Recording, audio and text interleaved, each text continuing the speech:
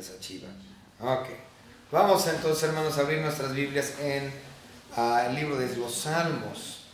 Regresamos nuevamente a nuestra serie de Salmos después de estar alejados por casi un mes o algo así de nuestra serie. Decidí regresar. Bueno, no sé si tengas esto, pero pues está bien, de estas alturas ya no importa. Yo lo sabía. No le haces, aquí con esto. Si ustedes recuerdan, habíamos mencionado que Salmos 65 al 68 es una serie de salmos de alabanza. Entonces, una serie de salmos de alabanza, empezando con el 65 y terminamos hoy cuando terminemos el capítulo 68, no vamos a alcanzar a ver todo el capítulo. Si ustedes notan, son muchos versículos del capítulo 68, no vamos a alcanzar a verlo todo. Nada más vamos a ver los primeros 6 versículos en esta tarde. Pero una cosa que es interesantísimo, estos versículos, estos capítulos de alabanza, mayormente han tratado de cuestiones escatológicas, alabanza por cuestiones futuras que aún no han acontecido todavía. Y el Salmo 68 no es la excepción. El Salmo 68 básicamente es un salmo por la alabanza a Dios por cuestión del milenio. Pero no nada más del milenio, sino al final de la tribulación habrá una sección de juicios. Si nosotros recordamos los juicios de nuestro Señor Dios, que están por venir aún, vienen en 2 secciones. Unos juicios vienen al terminar la tribulación y antes del milenio, y la otra sección de juicios de parte de nuestro Dios vienen al final del milenio. Entonces tenemos 2 secciones de juicios por parte de nuestro Señor. Hoy vamos a ver parte de esos juicios, los primeros, es decir, los que son al final de los 7 años de tribulación antes de entrar al milenio. Y el capítulo 68 como tal agradece a Dios por su justo juicio que vendrá y por el milenio cuando éste entre. Entonces esto sigue siendo alabanza en cuestiones escatológicas. Entonces realmente muy interesante. Ahora, este capítulo, mi introducción es algo larga el día de hoy, entonces ténganme paciencia. Este capítulo como tal, se cree que es un salmo de David que él escribió posterior a cuando el arca del convenio fue movida. Entonces, el arca del convenio antes no estaba en Jerusalén. Recuerden que Jerusalén no era posesión del pueblo israelita. No fue sino hasta David que David conquistó la ciudad de Jerusalén. Entonces, un poco de tiempo después de que David conquista la ciudad de Jerusalén, el deseo de él originalmente era llevar el arca del convenio de donde estaba hasta Jerusalén, que ahora ya había sido conquistado, para hacer a Jerusalén la capital. Y esto lo vamos a ver en 2 de Samuel, versículo 12. Es más, vamos a leerlo rápidamente, porque quiero que lo vean, porque aconteció algo muy interesante, que vamos a ver en unos momentos de todos modos. Pero vamos a leer nada más 2 de Samuel capítulo 6 y versículo 12, nada más para que vean a lo que me refiero. Pero se cree que este Salmo 68 es un himno recordando este evento de la movida del arca. 1 Samuel capítulo 6 versículo 12 dice, pues estoy en 1 de Samuel, disculpen. 2 Samuel capítulo 6 versículo 12 dice lo siguiente: fue dado aviso al rey David diciendo, Jehová ha bendecido la casa de Obed-Edom. Obed-Edom era donde estaba o donde se puso temporalmente el arca. Dice, y todo lo que tiene a causa del arca de Dios. Entonces David fue y llevó con alegría el arca de Dios de casa de Obed-Edom a la ciudad de David, que es Jerusalén. Entonces, vamos a leer más acerca de esa porción en unos momentos. Pero también hay una cosa muy interesante con el canto de Débora. Si ustedes recuerdan a Débora, una uno de los jueces en Débora, en Jueces capítulo 5, vemos el canto de Débora. Y el canto de Débora también tiene muchas porciones similares a Salmo 68. Pero no solamente eso, sino que Salmo 68 como tal, esto también se me hizo muy interesante, Salmo 68 como tal es utilizado o es citado por Pablo, específicamente el versículo 18. Entonces, si nosotros vamos rápidamente a Salmos capítulo 68, versículo 18, dice: subiste a lo alto, cautivaste la cautividad, tomaste dones para los hombres y también para los rebeldes, para que habite entre ellos Dios. ¿A qué hace referencia? A la ascensión de nuestro Señor Jesucristo. Pablo cita esa misma, hace referencia a Salmos 68, 18, con referencia a la ascensión de nuestro Señor Jesucristo, cuando Él bajó, después de su ascensión, que bajó y tomó cautiva la cautividad.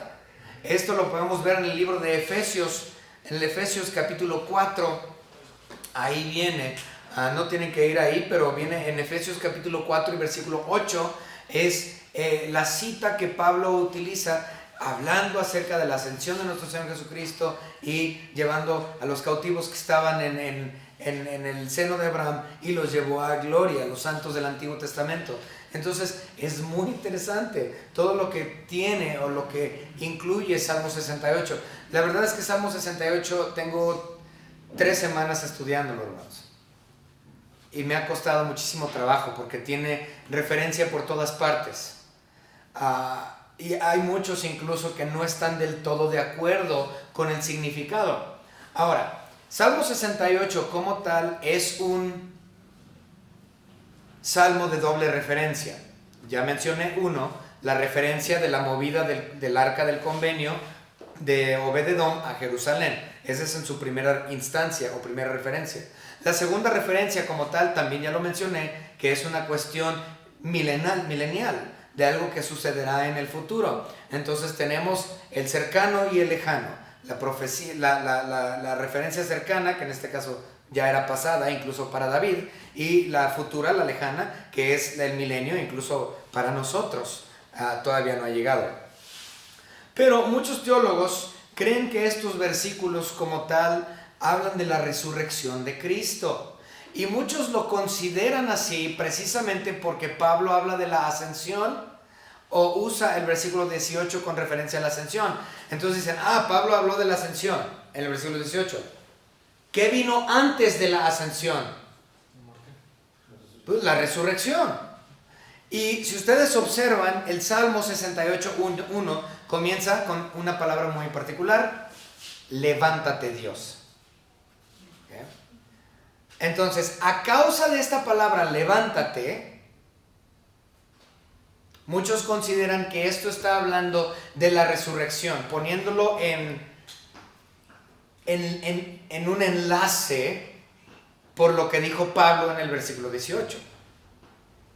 Pero la realidad es que, aunque sí es cierto que nuestro Señor Jesucristo resucitó y por Él tenemos la salvación y gloria a Dios a su nombre por ello, que es lo más precioso que nos pudo haber pasado, pero Salmo 68 no está hablando de su resurrección. El hecho de que Pablo haya citado el versículo 18 en referencia a su ascensión no implica que el versículo 1 donde dice levántate tiene que ver con su resurrección. Pero muchos así lo consideran. Y esta es parte de la razón por la cual me tardé 3 semanas en estudiar esto, hermanos. Porque yo tenía una confusión tremenda, porque yo leía unos que decían, no, así es su resurrección. Y otros, no, es que no habla de su resurrección, es que habla de esto otro. Entonces había tantas perspectivas, tantos puntos de vista en cuestión a la interpretación del Salmo 68, que la verdad, hermanos, yo quedé confundido por algo de tiempo. También esa es la razón por la cual yo le pedí al hermano Josafat que estuviera aquí y predicara, porque, hermanos, yo me estaba dando de topes contra el muro, tratando de entender este salmo. Pero finalmente creo que lo he entendido y es hermoso. Les voy a dar el bosquejo completo, natural, del Salmo 68. Aunque nada más vamos a estudiar del 1 al 6 en esta noche. Pero vamos a ver rápidamente el bosquejo entero.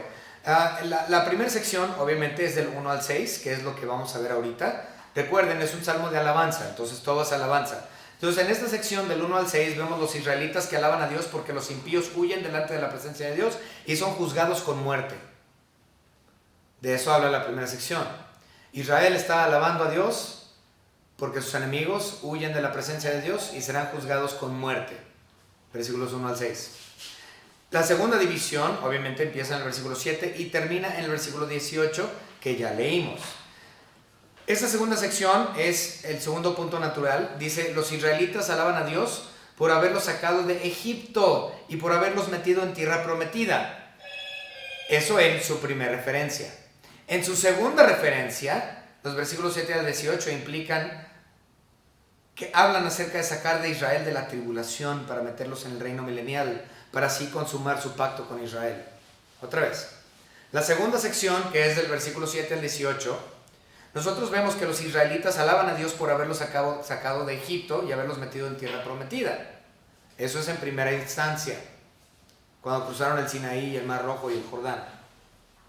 Pero en una segunda instancia, tiempo futuro, ellos están agradeciendo a Dios por haberlos sacado de la tribulación y haberlos metido al milenio, y así haber cumplido los pactos que Dios hizo para con ellos. El tercer punto natural que nosotros tenemos aquí, obviamente es del versículo 19 hasta el 31, donde los israelitas alaban a Dios por haberlos elegido como pueblo suyo. Así como la iglesia también le agradecemos por la salvación que Él nos ha entregado gratuitamente, aunque no lo merecemos. Israel también alabará y alaba a Dios porque ellos fueron elegidos para pasar por la tribulación y poder entrar al milenio por ser pueblo suyo. De hecho, estábamos hablando con los muchachos el día de hoy acerca de esto. Básicamente están agradeciéndole a Dios por la salvación nacional. La salvación nacional. Eso se me hace muy interesante. Lo mencioné a los hermanos.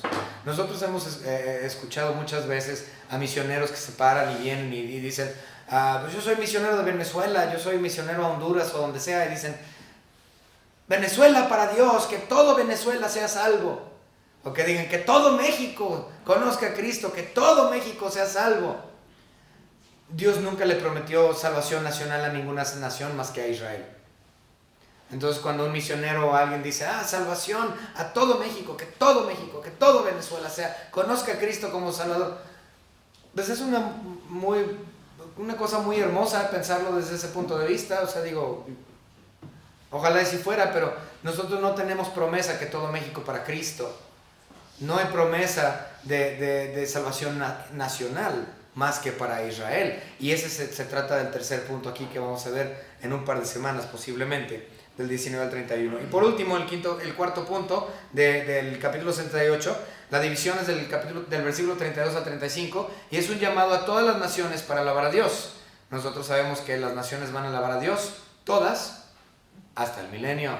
Entonces todo esto está hablando del tiempo milenial, todo esto, desde los juicios que veremos hoy, hasta la alabanza de todas las naciones al nombre de nuestro Señor y gran Rey, nuestro Señor y Salvador Jesucristo. Habla claramente entonces de una alabanza por el milenio que vendrá. Okay. Ahora, una cosa muy interesante que también vemos aquí, cuando estuvimos leyendo estos versículos, vimos varias veces el nombre Ja o Ya, que es una contracción de la palabra Yahvé, del nombre Yahvé. Pero una cosa interesante es que en esta sección, en el capítulo 68, hay un montón de menciones de nombres diferentes de nuestro Señor Dios. Se nombra varios de sus títulos en el capítulo 68. Por ejemplo, el nombre Elohim, por ejemplo, el nombre Elohim, que ya conocemos qué significa Elohim, que es una pluralidad de Dios. El nombre Elohim se utiliza un total de 26 veces en el capítulo 68, empezando en el versículo 1. Ya, como lo mencioné, es una contracción de Yahvé y también se utiliza varias veces. También se utiliza otro nombre de Dios muy interesante que es el Shaddai. Varias veces se menciona el versículo Shaddai, pero el más notorio es en el versículo 14. También Ya Elohim Y el nombre también Adonai, el nombre Adonai se usa 6 veces en el capítulo 68, perdón, entre otros nombres también de Dios. Entonces es un capítulo muy hermoso donde nosotros podemos ver los títulos de los nombres de nuestro Señor Dios, por lo menos algunos de ellos, y muy hermosos. Muy bien, vamos a empezar entonces con una oración. Ya terminó mi introducción, les dije que era largo el día de hoy, pero vamos a empezar con una oración para empezar con el punto número 1. Señor Dios, gracias le damos porque usted nos ha permitido estar aquí en esta noche para aprender su bendita palabra, para aprender su persona. Gracias, Señor, por su Espíritu Santo que está en nosotros, Señor, y Él es quien nos guía, nos enseña, nos redarguye, nos muestra las verdades profundas de su bendita palabra. Gracias, Señor, por su amor. Gracias porque no podemos salir de su amor. No hay forma, Señor, de que nosotros seamos sacados de su amor. Ni lo alto, ni lo profundo, ni ninguna otra cosa creada puede separarme del amor de nuestro Señor Dios. Gracias por ello. En el nombre de nuestro Señor y Salvador Jesucristo le damos gracias por su justicia, por su soberanía, por su santidad. En el nombre de Cristo Jesús, nuestro Señor y Dios. Amén. Amén. Muy bien. Primer punto, Salmo 68:1. Levántese Dios. Otra vez no está hablando de su resurrección, sino que está hablando de su posición. Levántese Dios. Y ahí la palabra Dios es Elohim. Habla de la pluralidad. No nada más está hablando de Dios Hijo. Está hablando de Dios Hijo, Dios Padre, Dios Hijo, Dios Espíritu Santo. Ahora, el que se levantó de los muertos fue Jesucristo. Pero no está dirigido específicamente a Él, está dirigido a la pluralidad como tal. Levántate, implicando como tal que se levante en su posición, que se levante a juzgar, que se levante a llevar a cabo su atributo de justo sobre el universo, sobre el mundo, que Él juzgue a las naciones. A eso se refiere con levántate Dios, la plenitud de la deidad. Sean esparcidos sus enemigos y huyan de su presencia los que le aborrecen. Okay.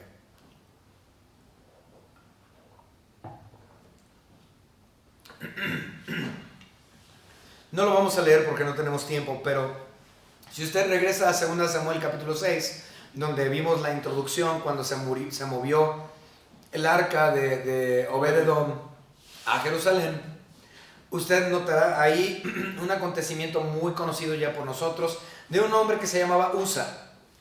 Usa era un siervo del Señor que David mandó a hacer un carro nuevo para poder transportar el arca del convenio. Cuando ellos, para poder mover el arca del convenio, usaron este carro nuevo y había unos bueyes que eran los que jalaban el arca en ese carrito. Resulta que uno de los bueyes, o dos de ellos, no dice cuántos, pero tropezaron. Y Usa, pensando que se iba a caer el arca del convenio, va y pone su mano para atrás y lo toca, y Dios se aira en contra de Usa y ¡pum!, se muere.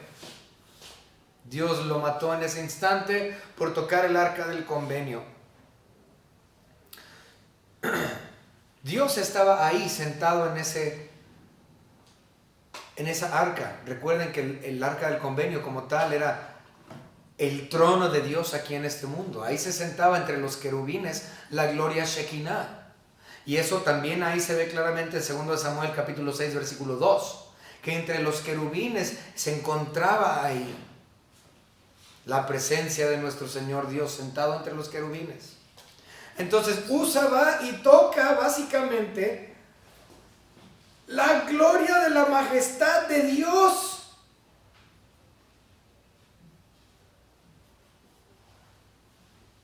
Dios en ese instante lo mata. Se muere Usa. Más adelante dice que entró temor en el pueblo de Israel, entró temor en el corazón de David. Estaban ellos bien felices danzando, dice.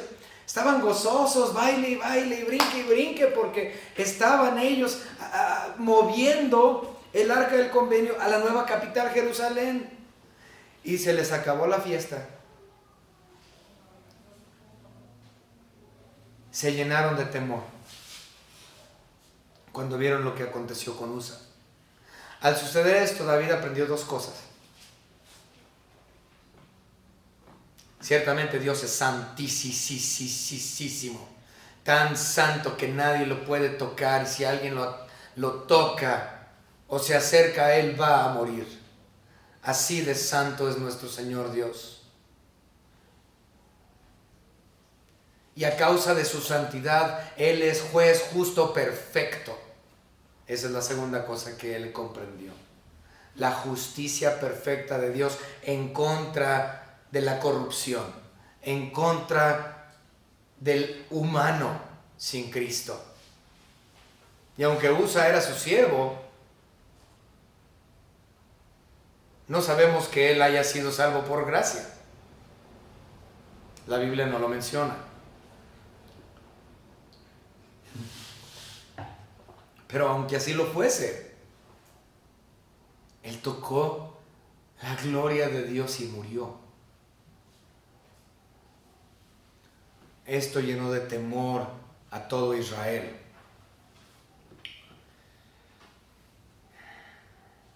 En referencia al futuro, cuando Dios venga por segunda vez al final de los 7 años de tribulación, a causa de su santidad absoluta, Él traerá consigo juicio absoluto sobre todos los inicuos y sobre toda corrupción, y ellos huirán de su presencia. Así como Usa murió delante de la gloria de Dios, así también los enemigos de Dios morirán delante de su presencia cuando Él se siente a juzgarlos después de los 7 años de tribulación. Porque Él es santo, o a causa de su santidad, su justicia será mostrada.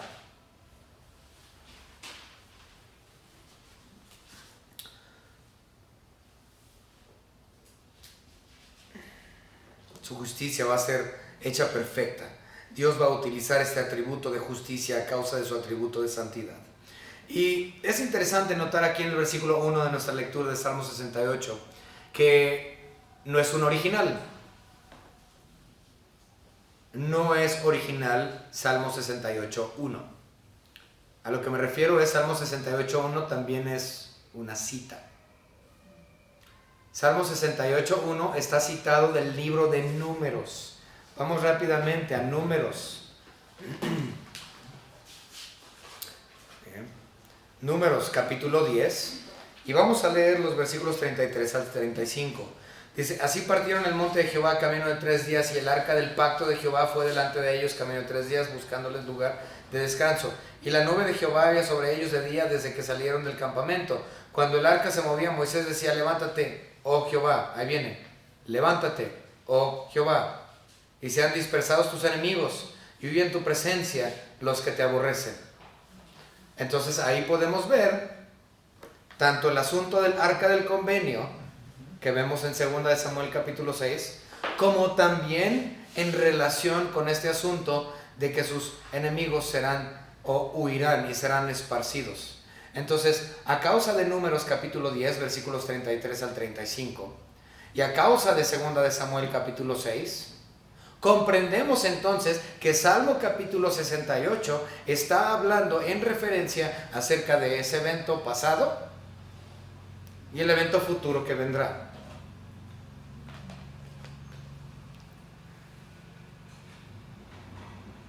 Muy interesante.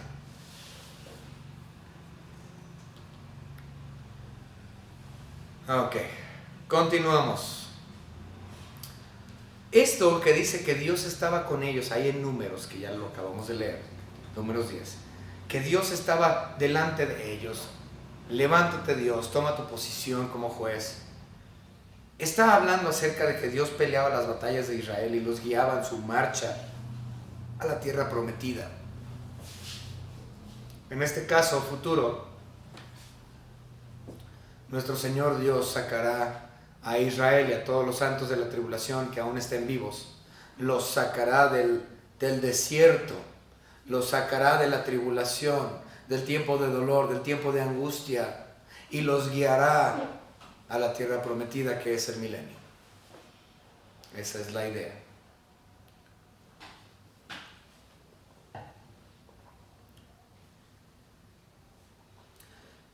Y ellos, los israelitas, están ansiosos.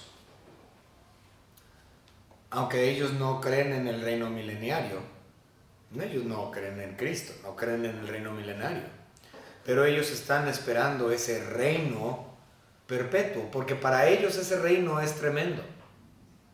Porque eso implica que los pactos que Dios hizo para con Israel se llevarán a cabo plenamente y a su perfección durante el milenio. Entonces ellos están en busca del cumplimiento total de los pactos de Dios para con ellos, pero eso no va a ocurrir sino hasta un tiempo futuro, es decir, el milenio, que hablaremos también acerca de eso en un momento más, o posiblemente la semana que entra, no sé.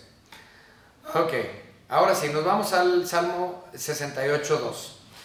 Dice: como es lanzado el humo, los lanzarás, como se derrite la cera delante del fuego, así perecerán los impíos delante de Dios, perecerán.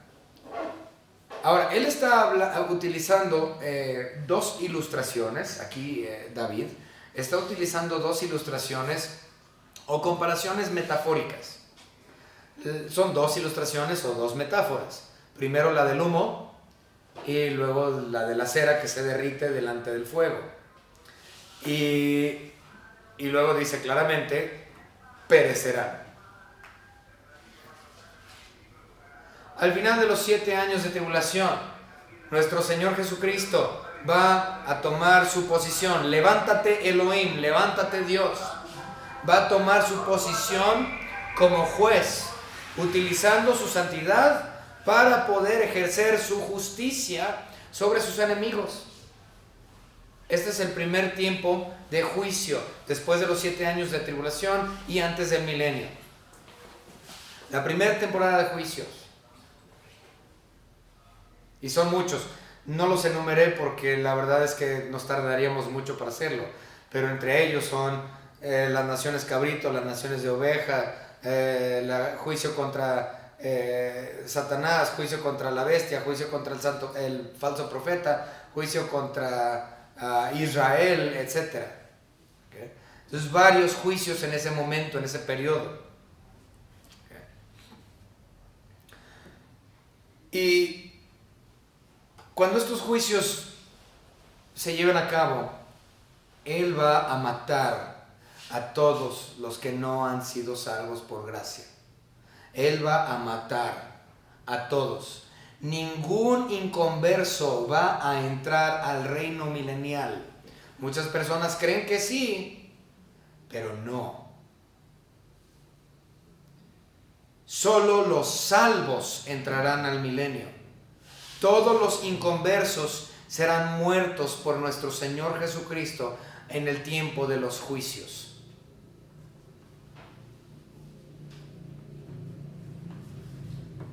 Serán derretidos como cera, como humo. Hay un humo y le haces así y fácilmente deja de ser, inexistente. La cera la pones enfrente de un fuego y se derrite, ya no hay más vela, se acabó, pereció, finito, caput. Ese va a ser el juicio de Dios. Y hay una referencia precisamente a esta comparación, esta ilustración de la cera. Vamos rápidamente a Salmos capítulo 97 y versículo 5. Dice: los montes se derritieron como cera delante de Jehová, delante del Señor de toda la tierra. Entonces, hasta los montes, todo, nada tiene la fuerza para ponerse delante de la persona de Dios. Mucho menos la humanidad. Dios va a derretir, acabar, aniquilar, matar de forma perfecta a todo aquel que no ha recibido a Cristo como su único y propio Salvador. Y tiene que hacerlo así, porque entendemos que el reino milenario de nuestro Señor Jesucristo tiene que ser perfecto. El reino milenario es perfecto y no puede ser perfecto si inicia con un montón de pecadores injustos que no son salvos por gracia. No sería un reinado perfecto. Entonces Él tiene que impartir justicia y eliminar a todos ellos inicuos.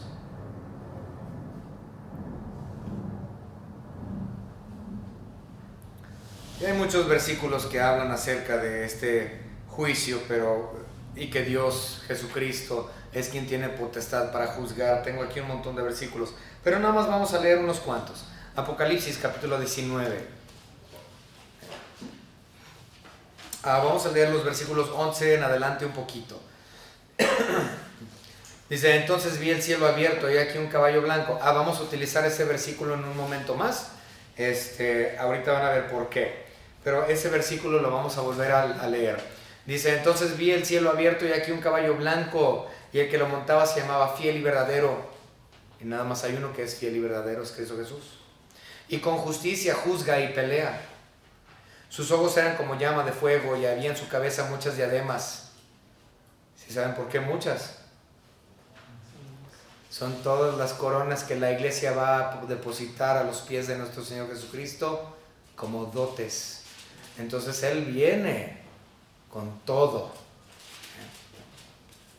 Y tenía un nombre escrito que ninguno conocía sino Él mismo. Estaba vestido de una ropa teñida en sangre y su nombre es el Verbo de Dios. El Verbo de Juan capítulo 1 y versículo 1. Y los ejércitos celestiales vestidos de lino finísimo, blanco y limpio le seguían en caballos blancos, es decir, los ángeles también vienen cabalgando. De su boca sale una espada aguda para herir con ella las naciones, y Él las regirá con vara de hierro, y Él pisará el lagar del vino del furor y de la ira del Dios Todopoderoso. ¡Wow! Y en su vestidura y en su muslo tiene escrito este nombre: Rey de Reyes, Señor de Señores. Tremendo. Nuestro Señor Jesucristo viene sobre un caballo. Recuerden, esto siempre me ha impactado. Me ha llamado mucho la atención desde la primera vez que me lo enseñaron, porque no fue algo que yo aprendí por mi cuenta, pero recuerden cuando nuestro Señor Jesucristo hizo su entrada triunfal a Jerusalén. Entró arriba de un burrito, de un pollino. Un burrito representa siempre la paz, porque Él no vino a traer guerra, Él vino a morir. Él vino a traer la paz que sobrepasa todo entendimiento, y montó hacia su muerte un pollino. Pero cuando Él venga de nuevo, Él va a venir montado en un caballo, y el caballo es un animal de guerra. El caballo es un animal que representa la guerra. Él viene a hacer guerra. Él viene a poner justicia. Él viene a matar a sus enemigos. Él viene a embarrar sus vestiduras blancas con la sangre de ellos. Él viene a vencer. Continuamos. Punto número 3 de esta noche. La justicia impartida por Dios hacia sus enemigos traerá alabanza y gozo a los santificados de Israel, y no solamente a los santificados de Israel, sino a todos los santos de la tribulación. Entonces, cuando Él venga a impartir justicia, los santos se van a gozar. Se van a gozar no por la muerte de los enemigos, sino por la justicia de Dios impartida. Tenemos que entender eso. Todas las personas que están saliendo de la tribulación, que van a ser testigos oculares del juicio justo de Dios, se van a gozar. Vamos a leerlo. Mas los justos se alegrarán, se gozarán delante de Dios y saltarán de alegría. Pero no por cuestión de venganza del enemigo, sino porque la justicia de Dios está siendo impartida.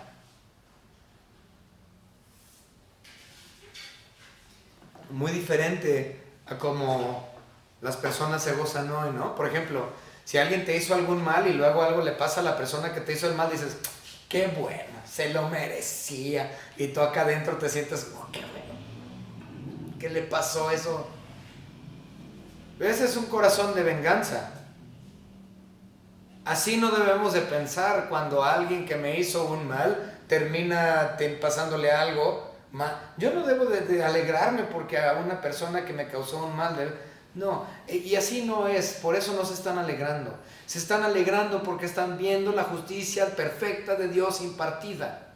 Es por Dios que se alegran, es por Dios que ellos están gozando y están regocijándose y danzando y gritando y saltando. Porque están viendo el atributo de Dios de justicia siendo llevada a cabo. No es por cuestión de venganza, porque la venganza pertenece a Dios.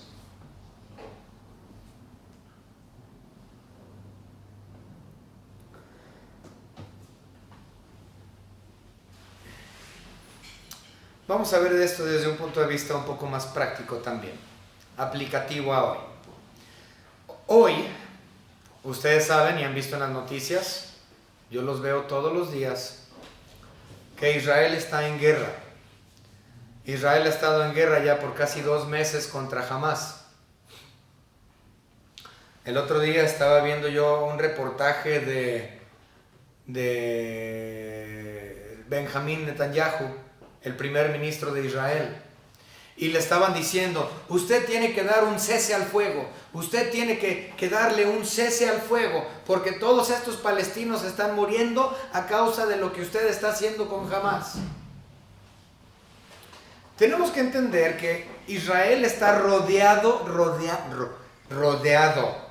de países islámicos que buscan la exterminación del Estado israelita. No son nada más los de Gaza.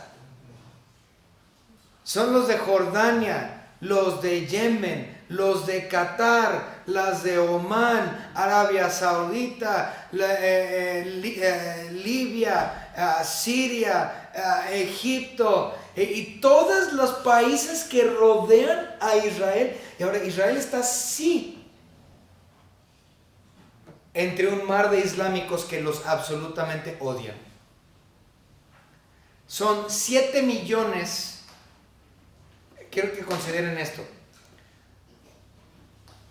Tenemos más personas dentro de la zona metropolitana de Guadalajara que los judíos que existen en todo el planeta Tierra. Así, para que se den una idea. Hay más habitantes en la zona metropolitana de Guadalajara que todos los judíos a nivel mundial que existen hoy. ¿Y saben cuántos islámicos hay? Aproximadamente 1 billón. 1 billón de islámicos que buscan matar y aniquilar el Estado de Israel. Y cuando le preguntaron a Netanyahu, ¿va a haber un cese al fuego? Y él dice, absolutamente no. Nosotros estamos peleando hacia la paz. Lamento decirle a Netanyahu que no van a ver la paz. No pueden terminar o exterminar a todo el odio islámico que los rodea. Es imposible que ellos lo logren. Pero se va a lograr. ¿Saben quién lo va a lograr? Nuestro Señor Jesucristo. Va a lograr en tan solo unas horas o minutos, no sé, así de rápido, lo que ellos como nación no han podido hacer jamás y nunca lo lograrán. Y finalmente, cuando Dios ponga a los enemigos de Israel bajo sus miras y los ponga bajo juicio y Él los llene sus vestiduras de la sangre de ellos, Israel se va a gozar y van a brincar y van a decir, gracias Señor. Lo que nunca pudimos hacer, usted lo logró con el poder de su palabra.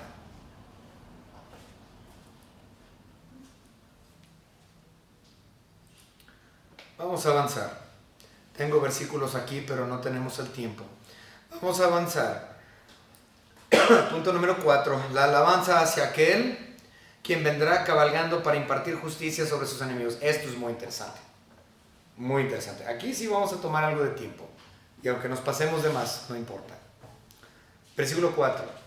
Cantad a Dios, cantad salmos a su nombre. Exaltad al que cabalga sobre los cielos. Ya es su nombre. Alegraos delante de él. Tenemos un problema con nuestra traducción. Está mal traducido. Si nosotros leemos esta sección, dice exaltad al que cabalga sobre los cielos. Así no dice en hebreo. En hebreo lo que dice es, o la mejor traducción sería, prepara el camino para aquel que cabalga desde el desierto. Otra vez, la traducción más correcta del hebreo original al español sería, prepara camino para aquel que cabalga desde el desierto. Así es como se debería de haber traducido este versículo. Y esto es tremendo. Primero, nosotros ya vimos en Apocalipsis capítulo 11, capítulo 19, versículo 11, que él va a cabalgar un caballo de guerra, un caballo blanco. Entonces es cierto que él va a cabalgar. Eso es completamente ahí. Entonces estamos de acuerdo con ello. Pero una cosa interesante. El desierto en relación a Jerusalén se encuentra al oriente de Jerusalén. Es decir, el este. Si nosotros tenemos a Jerusalén aquí, el oriente, el este, está el desierto. Entonces él cabalga desde el desierto, desde el oriente. ¿Y eso por qué es importante para nosotros? Bueno, más para Israel, pero es hermoso para nosotros entenderlo. ¿Por qué es interesante? Bueno, se nos dice en la Biblia que nuestro Señor Jesucristo va a entrar a Jerusalén por el oriente. Él va a entrar por la puerta oriental. Si ustedes recuerdan, en Israel había un muro, era una ciudad amurallada. Y en esta ciudad amurallada tenían puertas grandes, donde entraban. Estaba la puerta de Siloé, del estanque, estaba la puerta del Muladar, estaba, varias puertas, y entre ellas la puerta del oriente. La puerta del oriente es la que daba hacia el valle de Quedrón, ¿cómo se llama así? El valle de Quedrón, y el huerto de Getsemaní estaba ahí pegado. Entonces, nuestro Señor Jesucristo entrará por la puerta oriental, cabalgando su caballo blanco, listo para hacer guerra. Vamos a leer unos versículos acerca de eso. Ezequiel, para que usted mismo lo lea. Ezequiel capítulo 43. Vamos a leer los versículos 1 al 5. Ezequiel 43, 1 al 5 nos dice lo siguiente. Me llevó luego a la puerta que mire hacia el oriente. Y he aquí la gloria del Dios de Israel que viene del oriente. Y su sonido era como el sonido de muchas aguas, su voz, el estruendo, su autoridad. Y la tierra resplandecía a causa de su gloria. Él va a estar resplandeciente cuando entre por la puerta oriental. ¿Se dan cuenta de la magnificencia de nuestro Señor Jesucristo cuando entre a tomar su posesión, su posición? Y dice, y el aspecto de lo que vi era como una visión, como aquella visión que vi cuando vine para destruir la ciudad. Y las visiones eran como la visión que vi junto al río Quebar. y me postré sobre mi rostro, y la gloria de Jehová entró en la casa por la vía de la puerta que daba al oriente, y me alzó el espíritu y me llevó al atrio interior, y he aquí que la gloria de Jehová llenó la casa. Nuestro Señor Jesucristo va a entrar por esa puerta oriental, y muchas veces hemos hablado acerca de esto aquí en la iglesia, entonces no es nada nuevo. Hemos hablado del cementerio islámico que se ha puesto a las afueras de esa puerta oriental para impedir el acceso al Mesías. Eso implica que los islámicos creen en la Biblia. Si no fuese así, no hubiesen puesto ese cementerio ahí. Y de hecho, la puerta oriental todavía existe. Pueden ver la puerta oriental y imágenes donde se ve el cementerio abajo.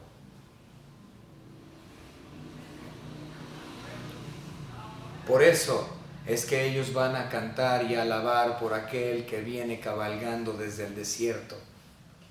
Y dice en el hebreo original, van a abrirle camino. Y hay muchas referencias acerca de preparar el camino de aquel que viene. Vamos rápidamente a Isaías.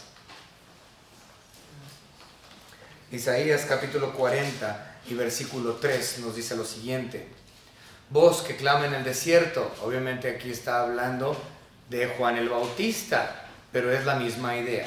Voz que clama en el desierto, preparad camino a Jehová, enderezad calzada en la soledad a nuestro Dios. También lo podemos ver en el 57:14. Entonces no necesariamente está hablando de ese tiempo por venir, pero es la idea. 57:14 nos dice lo siguiente: y dirá, allanad, allanad, barred el camino y quitad los tropiezos del camino de mi pueblo. Y en el 62:19, bueno, creo que ustedes ya tienen el entendimiento de esto, pero eso es preparar el camino para aquel que vendrá cabalgando. 62:19 nos dice, no hay 62:19, me equivoqué de versículo o de capítulo. Ok, bueno, pero ya lo entendieron. Vamos a avanzar.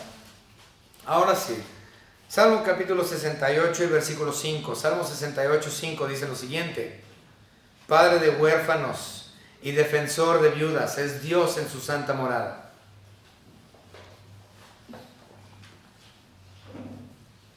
Su santa morada va a ser Sión. Él va a venir por la puerta del oriente para tomar el trono de David su padre y sentarse sobre monte Sión como residencia. Esa va a ser su residencia. Los amilenialistas no creen esto.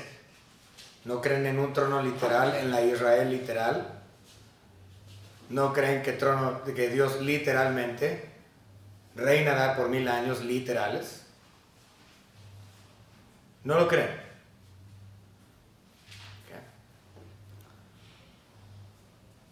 Pero Él va a reinar desde Sión. Ahí Él va a hacer su residencia. Y cuando Él venga a hacer juicio, Él va a traer justicia a las viudas, las que quedaron viudas durante los 7 años de tribulación. Les va a hacer justicia a todos los que quedaron huérfanos durante los 7 años de tribulación. Él va a hacer justicia a todos ellos que fueron tratados injustamente durante los 7 años de tribulación. Todos los que fueron perseguidos, mutilados, torturados, encarcelados falsamente. Dios vendrá y les hará justicia. Ahora, Dios tiene un lugar especial en su corazón para las viudas y los huérfanos. Desde Deuteronomio, Él es muy explícito en cuestión a los huérfanos y las viudas. Él tiene una posición de cuidado, defensor de ellas, de los niños, de los desamparados, que menciona el versículo 6 que viene. Dice, Dios hace habitar en familia a los desamparados. Estas personas que han salido o van a salir de la tribulación han perdido todo. Sus familias fueron quebrantadas. Sus hijos muertos, padres asesinados, madres muertas, violadas, de todo tipo de cosas e injusticias. Dice el versículo 6, pero Él los restaurará.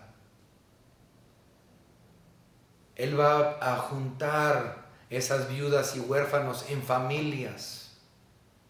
No estarán solos.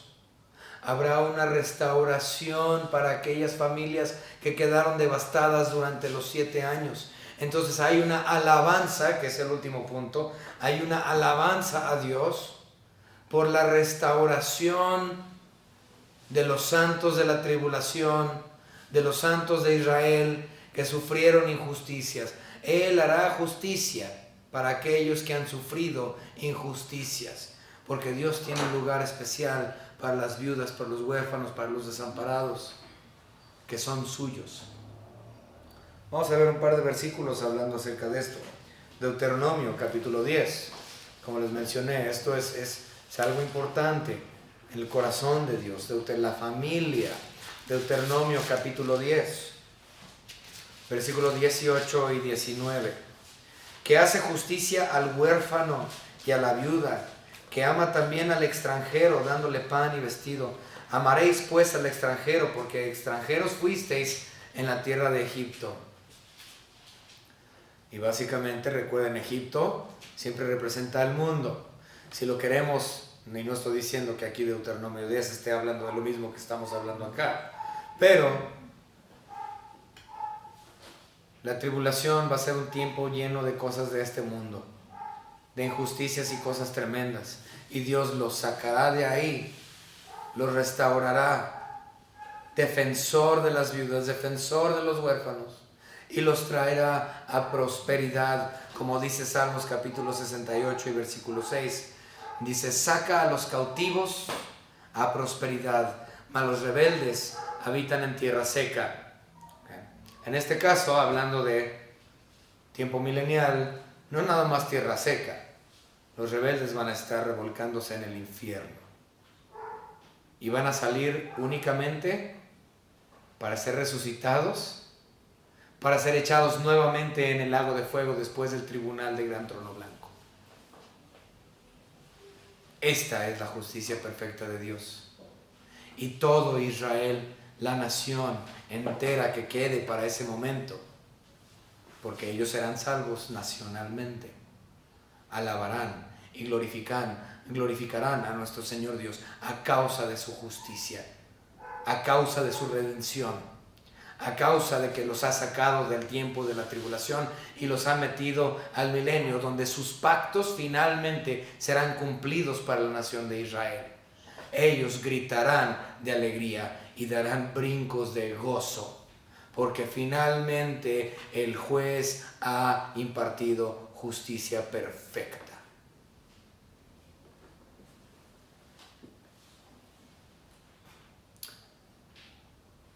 En realidad no sé qué más decir.